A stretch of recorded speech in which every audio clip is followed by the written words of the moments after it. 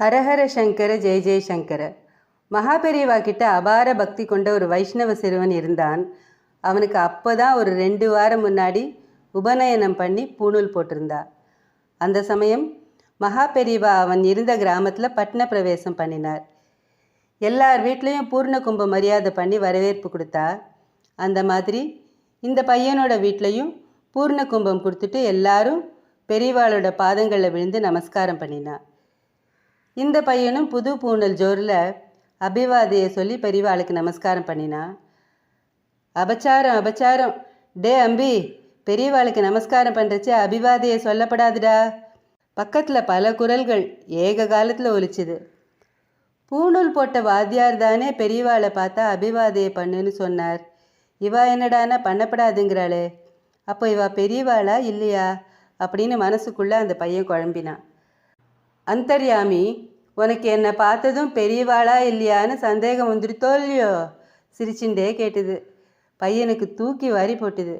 என்னது இது, எக்ஸ்ரே எடுத்த மாதிரி நான் நினச்சதை அப்படியே சொல்கிறாரே.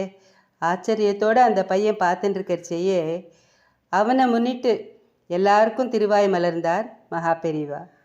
அபிவாதையேங்கிறது ஒரு லைஃப் ஹிஸ்ட்ரி மாதிரி.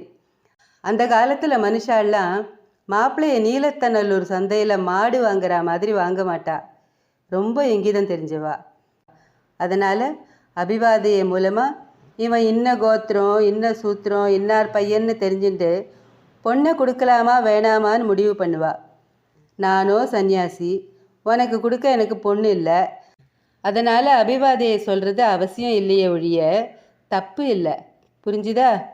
அழகா அன்பொழுக நடுரோடில் அந்த பையனுக்கு உபதேசம் பண்ணினார் உமாச்சி தாத்தா. எத்தனை அழகான உபதேசம்!